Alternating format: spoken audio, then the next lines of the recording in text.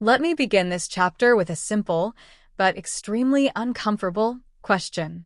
What truly separates the people who build wealth, freedom, and success from those who spend their entire lives struggling to pay the bills? Stop for a second. Don't respond automatically. Because this question isn't just about money. It's about choices, beliefs, fears, and how you were trained to see the world. For decades, most people accepted a comfortable explanation. Some are born lucky. Others have connections.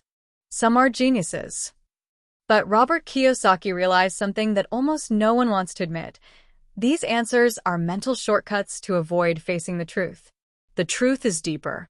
And for many, more painful. The difference between those who prosper and those who struggle financially lies not in how much a person works, but in how they think about money. Most people wake up every day trapped in an invisible script. Wake up early, work hard, receive a salary, pay bills, repeat. And when something goes wrong, the blame always falls on the government, the company, the economy, or the lack of opportunities. But what if the real problem isn't outside, but inside? The big mistake that nobody notices. From an early age, we are taught to study in order to get a stable job. School trains us to be good employees, not good wealth creators. We learn math, history, Portuguese, but we never learn how money really works. Kiyosaki calls this financial illiteracy. And he didn't choose that term by chance. Because someone can earn a lot of money and still be financially poor. It's simply a matter of not knowing how to manage their own money. How many people do you know who earn well, but live in debt? Who receive raises, but also raise their standard of living? This isn't bad luck. It's mental programming. Most people chase after money as if they were chasing after oxygen. They live in fear of running out. They live trapped by bills. They live as hostages to their next paycheck. And here comes the first invisible law of wealth taught by Kiyosaki. Backhand index pointing right: rich people don't work for money. They make money work for them. This phrase seems simple, but it changes everything. Fear as the driving force behind financial life. Most financial decisions are driven by two basic emotions: fear and desire. Fear of not being able to pay the bills. Fear of disappointing the family. Fear of making mistakes. Fear of losing. And desire? Desire for security. Desire for status. Desire for acceptance. These two feelings keep millions of people trapped in the same cycle for their entire lives. Kiyosaki explains that the problem isn't feeling fear, it's obeying fear. When you let fear control your financial life, you accept anything that seems safe, even if it imprisons you. This is how intelligent people accept jobs they hate. This is how dreams are postponed for later. This is how years go by and nothing changes. Now comes the question that almost no one asks. Who would you be if fear didn't control your financial decisions? The reality check. Robert Kiyosaki says he had two fathers. One with an excellent academic background and financial stability. The other without a university degree, but extremely wealthy. The first one said, "Study hard to get a good job." The second one asked, "How can I create something that gives me freedom?" Two mental models. Two different destinies. The poor father believed that hard work was the way. The rich father believed that thinking differently was the way. And here's the shocking fact. Working hard doesn't guarantee wealth, it only guarantees exhaustion. Without financial education, more money only amplifies mistakes. That's why so many people win the lottery and lose everything. That's why famous athletes and artists go broke. That's why high salaries don't mean freedom. Wealth begins before the money appears. It starts with the way you think. The question that changes everything. Now, let me ask you a question that's worth more than any financial advice. Do you work to earn money, or do you work to learn? Most people choose only to make money. The problem is that this limits growth. People who build wealth seek constant learning. They learn about business, investments, taxes, assets, and mindset. They understand that money obeys rules. And whoever doesn't know the rules always loses the game. This is where the internal conflict arises. Continue doing what everyone else does. Or dare to think differently. Because thinking differently comes at a price. criticism, doubt, insecurity, and risk. But remaining the same comes at a much higher cost. A lifetime without freedom. The silent invitation. This chapter isn't meant to sell you illusions. It's a mirror. Perhaps you'll realize you were never taught how to thrive. Perhaps you'll realize your financial beliefs weren't chosen by you. They were inherited. And that's not your fault. But to continue without questioning, that becomes a choice. Robert Kiyosaki doesn't promise quick riches. He proposes something more powerful, mental freedom before financial freedom. Because when the mind changes, the path changes. And when the path changes, destiny changes along with it. And now, before we move on to the next chapter, I want you to reflect deeply on this. Backhand index pointing right, what if everything you've learned about money is incomplete or wrong? If this question resonated with you, it's because something has already begun to change. Subscribe to the channel and follow the next chapters of this journey. And comment below, what was the biggest lie about money you've learned your whole life? In the next chapter, we will show how the experience of success transforms decisions, relationships, and freedom, and why some people seem to unlock their lives while others remain stuck in the same place. And from here on out, there's no more pretending you don't know. There is a silent moment, almost invisible, when some people's lives change forever. It's not when money appears in large amounts. It's not when success becomes public. It's when the mind crosses an internal threshold and never sees the world the same way again. This chapter isn't just about making money. It's about what changes inside you when money stops being a constant problem. Because the truth is harsh, but liberating. When money controls your life, it controls your decisions. When it stops controlling you, you start to truly live. When money stops controlling you, people who live in hardship make decisions under pressure. They accept jobs they hate. They stay in meaningless relationships. They endure daily humiliations in the name of security. But those who build wealth experience something rare: choice. The choice to say no. The choice to change course. The choice to create time. Robert Kiyosaki explains that money is not the ultimate goal. It's merely a tool for freedom. But it only becomes a tool when you stop seeing it as salvation. Most people place absurd expectations on money: happiness, peace, emotional security. And when it doesn't deliver, all that, frustration sets in. Those who prosper understand early on that money solves financial problems, not internal problems. That's why so many rich people remain empty. That's why external success without the right mindset becomes a gilded prison. Stories that never start out perfect. Almost every great success story begins far from the glamour. Artists who created without applause. Entrepreneurs who heard dozens of no's. Creators who worked invisibly while the world slept. The common thread was never exceptional talent. It was persistence with vision. Steve Jobs didn't start out by revolutionizing the world. He started out rejected, misunderstood, and fired. Walt Disney was called uncreative. J.K. Rowling was rejected by numerous publishers. What did they have? It wasn't money. It wasn't infrastructure. It was an inner clarity of where they wanted to go. Kiyosaki teaches that success doesn't come to those who seek comfort. It comes to those who seek growth. The different paths to prosperity. There is a dangerous lie that has been spread for decades. The idea that there is only one sure way to win. In fact, there are many. Invest. Undertake. Innovate, create art, develop brands, build assets. But almost no one travels these paths because they all require something in common: personal responsibility. Responsibility for making mistakes. Responsibility for learning. Responsibility for not blaming the world. Most people prefer to outsource their own lives to the government, the boss, the system, the economy. Wealthy people assume the opposite. If I don't change, nothing changes. The invisible turn. There is a key moment in the experience of success when you stop asking, "How much do I earn?" and start asking, "How much do I learn?" This is the turning point that separates those who grow from those who stagnate. Kiyosaki argues that the highest paid people are not always the richest. The truly wealthy are those who build income streams that don't depend on their constant presence. This is where the concept of assets comes in. Assets put money in your pocket. Liabilities take it out. But before any spreadsheet, the true asset is knowledge. Without it, any money disappears. With it, even a small amount of money grows. The internal conflict. In this chapter, the audience begins to look at themselves in the mirror. You begin to realize how many decisions in your life were made out of fear. Fear of making mistakes.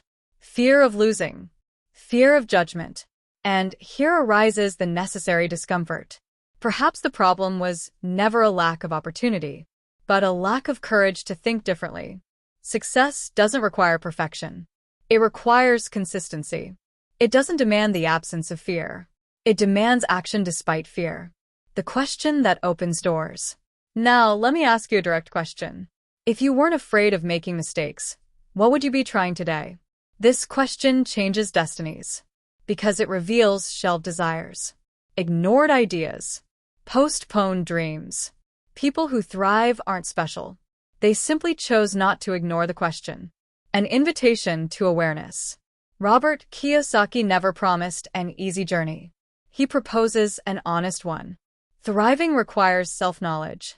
It requires unlearning. It requires questioning everything that seems normal. And at that point, something begins to happen inside you. The feeling that life can be more than just surviving. If this chapter is making you think, don't let it end here. Subscribe to the channel and walk with me through the next chapters of this journey. And tell me in the comments, which path do you feel best suits you today? Investing, entrepreneurship, creating, or innovating? In the next chapter, we will discuss what sustains all lasting success. The power of the mind, of choices, and of the courage to step outside the norm. The transformation didn't begin outside. It began within you. There is an invisible line that separates two versions of the same person.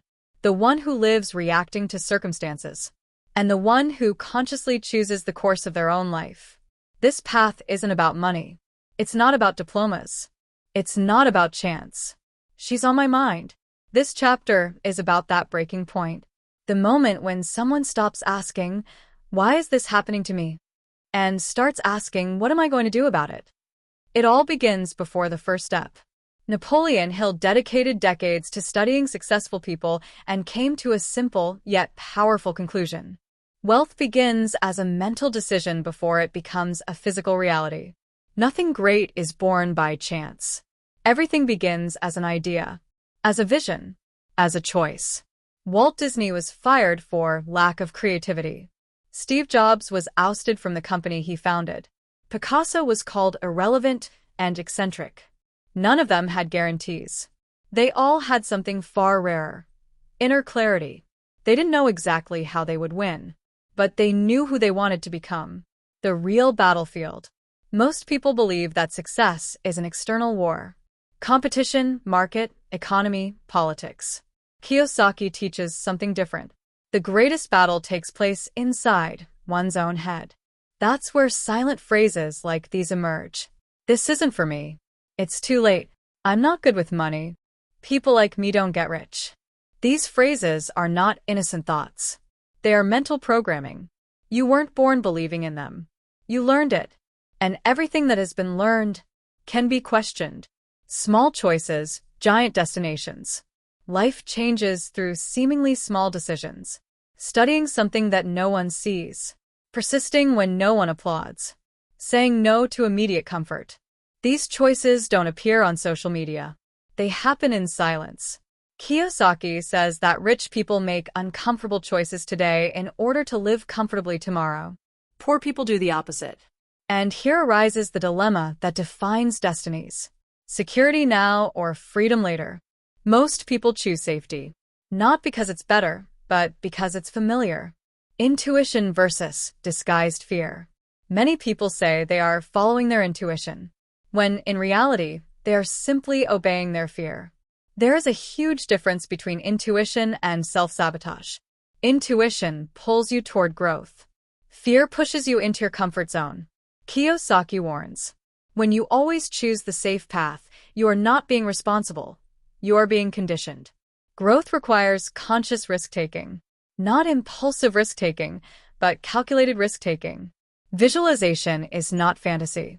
Visualizing success isn't about imagining money falling from the sky. It's about training your mind to recognize opportunities when they arise. The mind follows what you focus on. If you focus on scarcity, you find scarcity. If you focus on learning, you find solutions. Successful people make a lot of mistakes, but they make those mistakes while moving forward. Failure is not stopping. Failure is giving up on your own vision.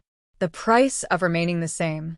Few people talk about it, but remaining as we are also comes at a price. The price of not trying. The price of regret.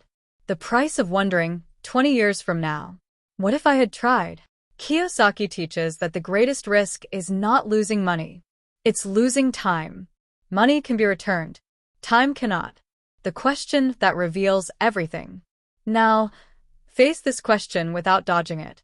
What would you do if you were absolutely certain that you wouldn't fail? She reveals shelved dreams, abandoned projects, versions of herself that never came to be. Most people avoid this question because it requires action. But people who thrive don't run away. They feel fear and act anyway. The silent decision. Transformation doesn't happen at big events. It happens when nobody is watching. When you decide to study something new. When you decide to change habits. When you decide to stop sabotaging yourself. This is the moment when identity changes. And when identity changes, money simply follows. The invitation to conscious action. If this chapter is challenging you, that's a good sign. It means your mind has already begun to move out of autopilot mode. Subscribe to the channel and share this video with someone who needs to awaken this inner power. And write in the comments, what decision do you know you need to make, but have been putting off for too long? In the next chapter, we will discuss the point that separates those who dream from those who achieve. The chasm of failure, fear, and persistence. Because there is no growth without crossing this valley. And whoever understands this never looks at life the same way again. Every path of true growth has an inevitable point, a moment when the initial excitement fades, fear increases, and the urge to give up seems rational. Robert Kiyosaki calls this point the abyss. It's not a physical place. It's a state of mind. That's when you realize that deviating from life's traditional script comes at a price. And not everyone is willing to pay it. The first encounter with failure. The abyss usually presents itself as failure. An investment that didn't work out. A business that failed. An idea that was ridiculed. An attempt that ended in loss. At that moment, two voices emerge from within you. The first one says, "See? I knew this wasn't going to work." The second question, what can I learn from this? The difference between those who build wealth and those who remain in the same place lies precisely in this choice. Ordinary people use failure as proof of inadequacy. People who thrive use failure as paid education. Kiyosaki has never hidden the fact that he lost a lot of money early in life. But he repeats a powerful phrase. Failing financially didn't make me poor. Giving up would have. Fear disguised as prudence. Often, fear doesn't manifest as panic. It appears as a rational advisor. It's not the best time. The market is unstable. Maybe later. These phrases sound clever, but most of the time, they're just fear trying to keep everything the same. Kiyosaki warns that the comfort zone isn't comfortable, it's merely familiar. And what is familiar rarely leads to growth. The problem is that comfort comes at a high price. Years go by, opportunities disappear, and frustration grows silently. To take risks or to settle. Here arises the most profound moral dilemma of this chapter. Is it better to risk and lose, or to stay safe and never win? Not taking risks is also a decision. And almost no one calculates its cost. The cost of not trying. The cost of accepted mediocrity. The cost of wasted potential. People who cross the chasm understand something that changes everything. The real risk is not in trying, it's in living without purpose. The fusion of the correct mind. Kiyosaki teaches that wealth is not born from impulse, but from balance. Reason to analyze. Emotion to sustain. Creativity to innovate. Discipline to persist. When one of these pillars is missing, the project collapses. When they all come together, growth becomes inevitable. That's why some people try to start a business and fail quickly. They act solely on emotion. Others study too much and never act. They live only in reason. Success requires conscious action. The point of no return. There comes a point when a person crosses the chasm, not because everything went right, but because they mentally decide not to go back. Even with doubts, even with fear, even with mistakes. At this point, something powerful happens. Failure ceases to be an identity and becomes an event. You are not a failure. You experienced a failure. This distinction changes everything. The invisible growth. The world only sees the end result. But the real transformation happens in the invisible. In daily discipline. In the decision to continue. In studying when no one is watching. Kiyosaki claims that most people give up just before the tipping point. Because the abyss doesn't warn you when it ends. It simply tests who is willing to continue. An invitation to courage. This chapter is not meant to romanticize suffering. It exists to reveal the truth. There is no freedom without discomfort. But there is no such thing as eternal discomfort either. Those who persevere learn. Those who learn grow. Those who grow build. Now, let me ask you one last question before the next chapter.